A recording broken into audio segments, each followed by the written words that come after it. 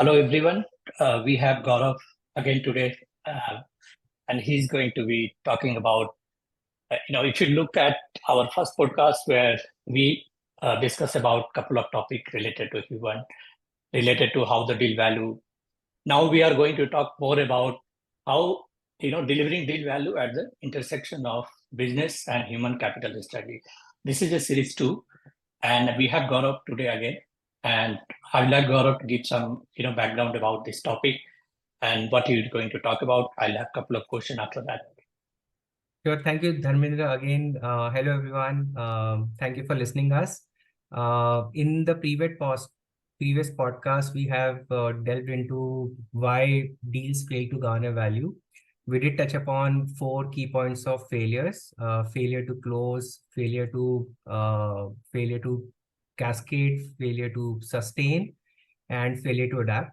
I think these were the four key failure points we discussed in the previous one. Today, we'll be talking about what actions companies can take to continue with the deal momentum with which a particular transaction was envisaged. Right. So, Gaurav, the goal of podcast today is primarily to, get more insight from you around, this topic and giving some of the live example. So my first question to you, and I think this is a very broad question. I know it will take some time for you to cover. So from the people perspective, how can buyers ensure that integration process preserves the momentum and synergy that initially drove the transaction? And the second part of the question is, which specific action related to people can take at each stage of the deal? Sure. Thank you, Dharmendra. I think, yeah, you're right. It's a pretty broad question. I'll try to break it up into few actions. At the same time, wherever applicable, and we can share few of the examples that we have supported our clients on during their transaction journey. I think in terms of the actions that buyers or sellers alike can take, to continue on the deal momentum is to involve people early on in the process. Many times we have seen that when a deal is being incubated, during that incubation phase, the deal hypothesis or the deal theory or the deal thesis is restricted to either corporate strategy team or it's restricted to either the finance house within the organization. Very rarely we have seen, although we are seeing a change in trend, but most likely the HR team or the people or the talent leaders of the buyer and the seller organization would not be exposed to a particular deal, right? Either investing in a company or divesting your own company. Now we can understand why it is always advisable to have less number of people at the incubation phase, because it is a confidential business. It can create or destroy value even before you embark on that phase. But there are things like NDAs that one can put in place to ensure that the data that gets discussed within this team is confidential in nature. So I think the first step that any buyer and seller can take upon when they are embarking on the M&A journey is to put a core team in place with people who have expertise and understanding of what is required at various deal phases. For example, if we talk about the first phase, which is the DD or the due diligence of a target, data is a limitation. We all know that during due diligence phase. So, working with ambiguity in data, working with ambiguity at that point in time is a key skill that's required for the core team to work with. Whereas when you are post-close, then you are really, overloaded with tons of data, because you wanted to make everything right, you want to disclose everything and so on and so forth. So how do you make sense of that tons of data post-close is a skill that you would want to then fight with or imbibe with. So forming that core team at the very beginning, who will be working on this value creation journey of an organization. Some of the things that this particular team can do at the very beginning, is understanding the deal rationale, both from buyer and seller standpoint, why a buyer is buying or investing in a company, and why a seller is selling their own organization, which they have, nurtured over a period of years, right? What is their Yeah. rationale to sell, and whether there is an alignment between these two rationales or not, and how does people in the overall scheme of things fit within this Fits. particular rationale. So for example, post the acquisition, and this I'm talking about the incubation phase, which might be 6 months, 1 year ahead of the closing.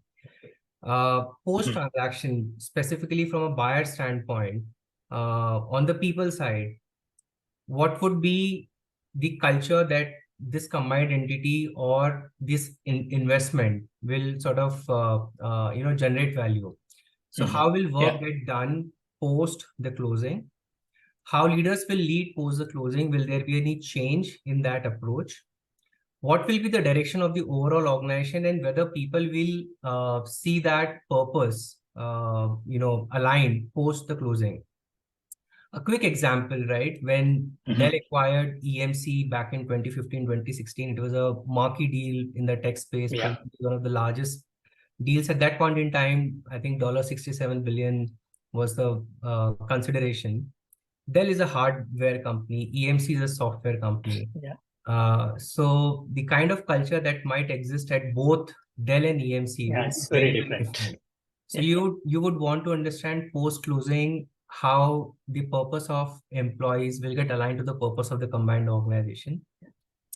Second is to look at how the organization would still be structured, and how the governance of that organization will drive the decision making or drive the value creation for the organization, right?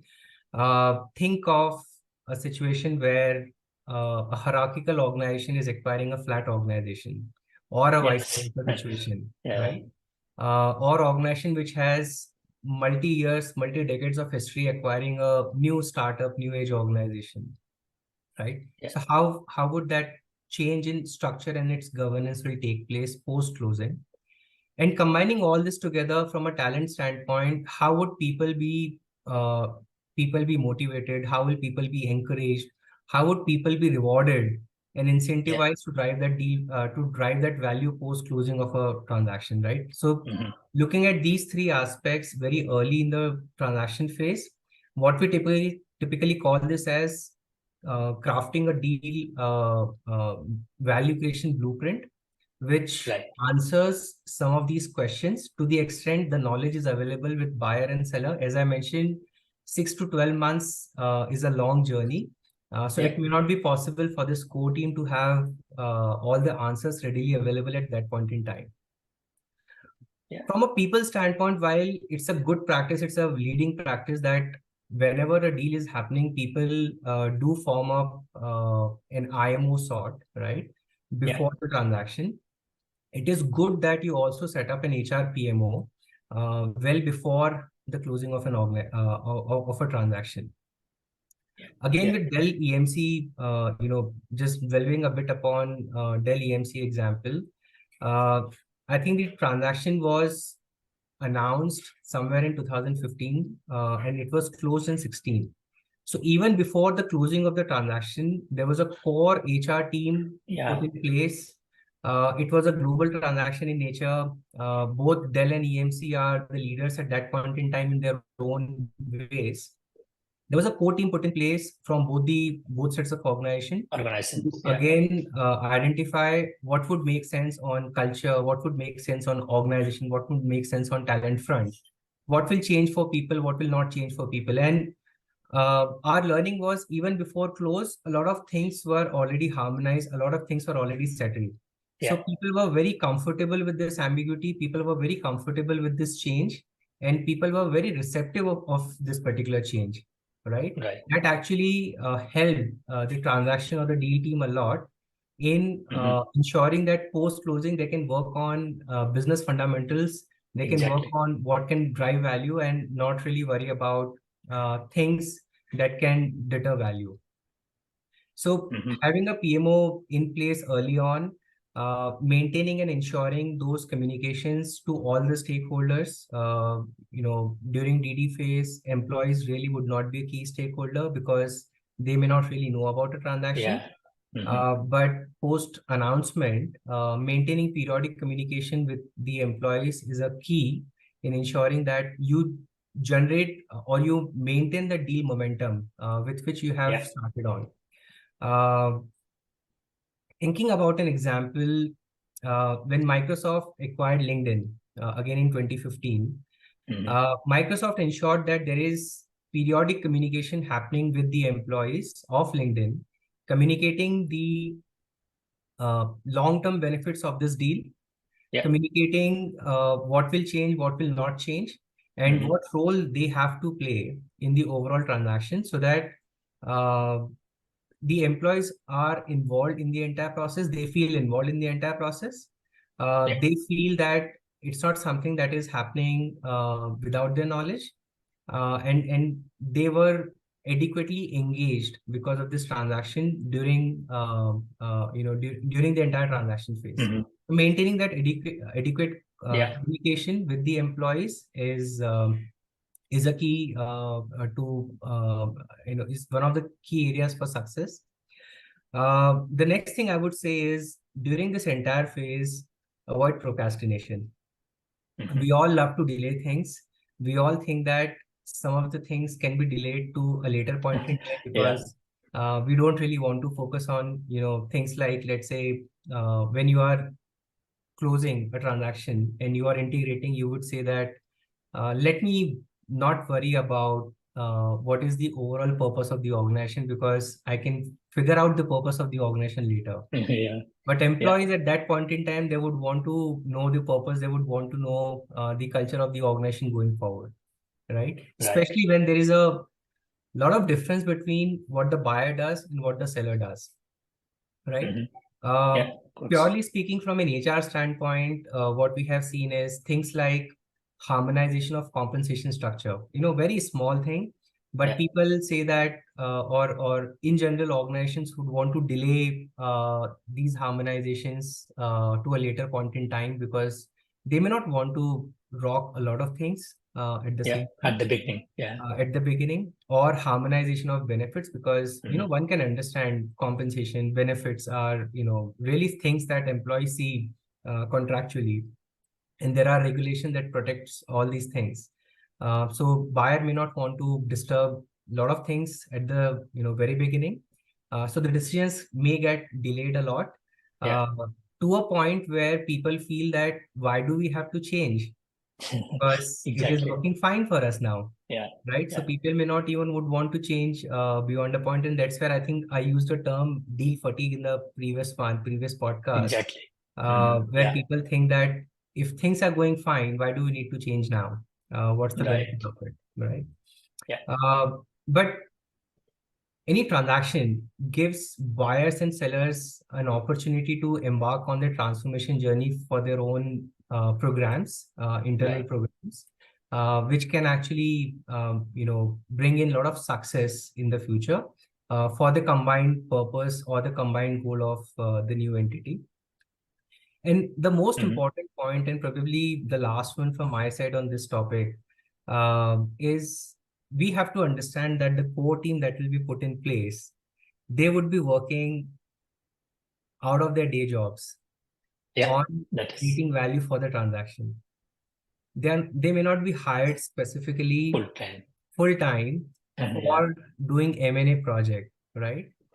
So it is important that their efforts get rewarded, their efforts get incentivized, and that incentivization could be linked to certain achievement of milestones, certain delivery of some solutions, or achievement of some business results at various points in time for them to be eligible for this incentive. So what I'm trying to say is, if they have some skin in the game, they would be much motivated to involve the deal value rather than doing this as a special project, which they may take it as a learning or a one-off incidents.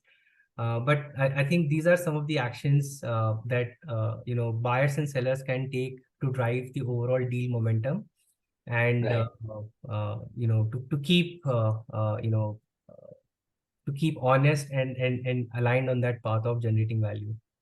Right. So I think what I could sum up here is, like early preparation, setting up HR, PMO, you said, we talked about, then maybe, communicating to employee, right? Maybe because if employees are not aware that there is a compensation benchmark that team is working on, they might think something and take some decision. So I think that is more important to make sure that you communicate. So Yeah. communication is you spoke a lot, and most of the examples you gave, I know they are very complex still, and unless until you prepare in advance, you cannot set up things. And when the time comes for day one closing, everything is in haphazard. Absolutely. So yeah, so most of your points are really valid. Any other point you like to add for our audience? No, I think yeah, a couple of examples that I mentioned, and maybe yeah, one of the key things is that I may not have called out specifically, but it's important that every transaction should have is involvement of team from seller side. Yeah. Most of the times that we see that even when you have formed a core team or identified a team who will be working Hmm. on value creation, that may not have representation from the sellers. Right. So they may not get aligned during this particular phase. Hmm. Most of the points that I've spoken about are maybe from a corporate transaction standpoint. From a private equity standpoint, one of the points that comes to my mind is a very common theory that we get taught in management, agency theory, where there may be a dispute on account of differences in alignment between the principals of an organization, which are typically shareholders, versus the agents of Yeah. the organization, which are typically the management team. One of the leading practices, and this is something that we are working a lot now, is ensuring alignment between principals and the agents early on in the Hmm. transaction. Right. So what is the goal that the principal would want to work from a Hmm. transaction, and what is the direction with which the management would want to take the organization? A classical example being short-term profit generation versus long-term value creation, because Creation. most of the times the incentives of the management team are dependent upon generation of short-term profits, and principals, they would want long-term value generation. They are not really thinking on short-term. Right. So alignment between principals and agents to reduce agency loss is Hmm. is a key to maybe private equity transactions. Right. Thank you, Gaurav, for your time. We look forward for our next episode, which is the part third, and we'll see you soon. Thanks for audience for listening this. I hope you find it useful. If you have any other comments, do feel free to reach out to us. And Gaurav is reachable, so feel free to talk to Gaurav directly. Thank Thanks. you so Thanks much. again, Gaurav. Thank Thank you you. so much, Dharmen. Thank you everyone Thank for you. viewing this. Happy to answer any questions that you may have, and looking forward to the third one. Thank you. Thanks, Gaurav.